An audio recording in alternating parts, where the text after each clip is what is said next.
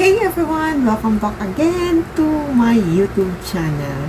By the way, I'm Geraldine again. Ang tagal ko guys hindi nakapag-vlog. At sobrang na-miss ko po mag-vlog.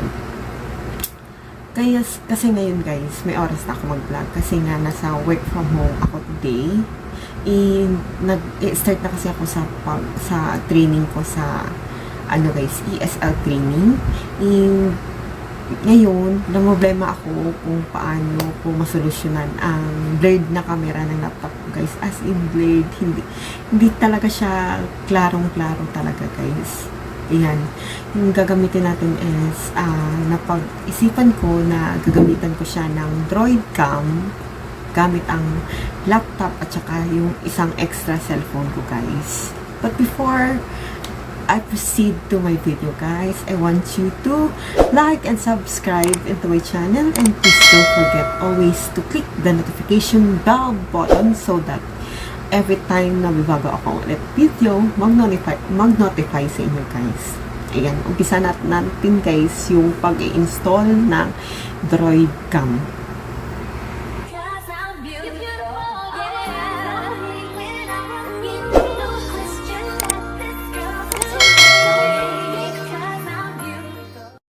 Ayan siya guys, yan yung camera ng ating laptop.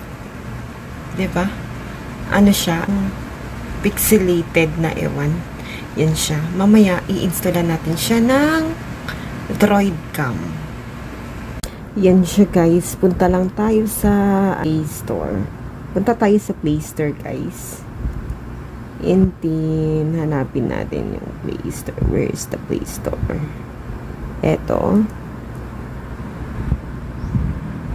Ayan siya guys, install natin siya. Yan, hintayin na natin guys ma-install yung Droid Cam.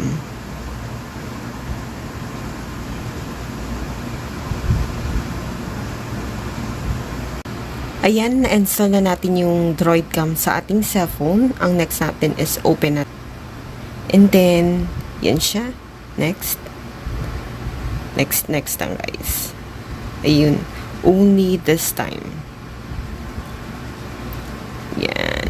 Mag-i-install tayo sa ating PC laptop guys. Nang hanap tayo, i-type lang natin sa ating browser ang Droid Cam.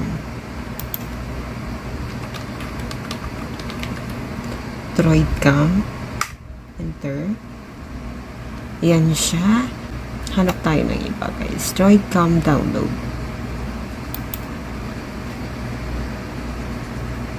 Ayan. After that, ayan siya guys. Free download siya guys. Ito-download lang natin siya. Ayan na. Yan. Download Droid Cam to PC.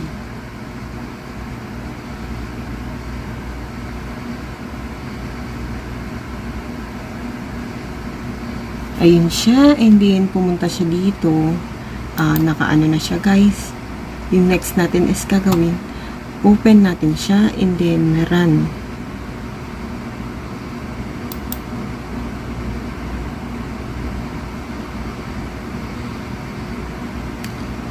After that, yes.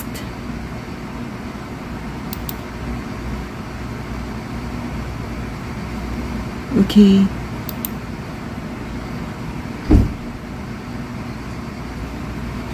Next is yan na siya guys. Next, welcome to Droid Cam Download Manager. Yan na siya. Thank you for download Droid Cam. Yan. Yes. Finish. Install.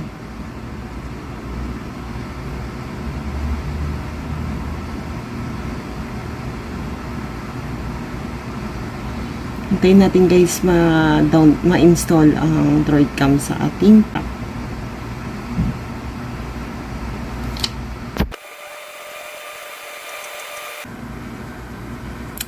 Yan, click lang natin yung finish.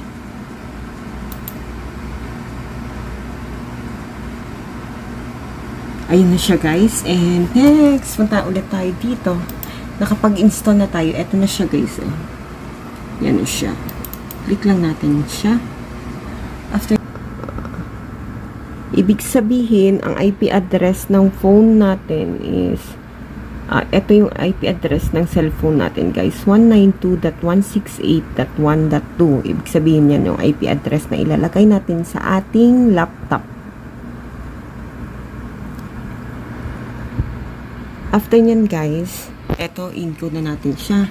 Yan yung IP address ng IP address ng cellphone para makapag-connect po tayo. Tapos, kailangan guys, kasi nga, naka-LAN cable tayo. Kailangan yung cellphone mo, and guys, naka-connect tayo sa internet. Kailangan may internet connection tayo. Tapos, yung cellphone din natin guys, kailangan may, may internet connection din siya. Yan, try natin i-connect guys yung ating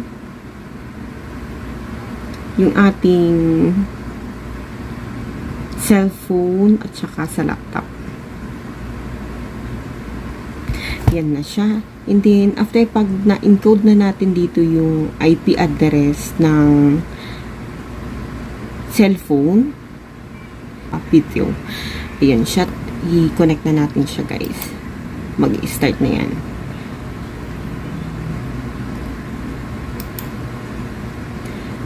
Tapos, may settings tayo dito guys. Sa cellphone kasi,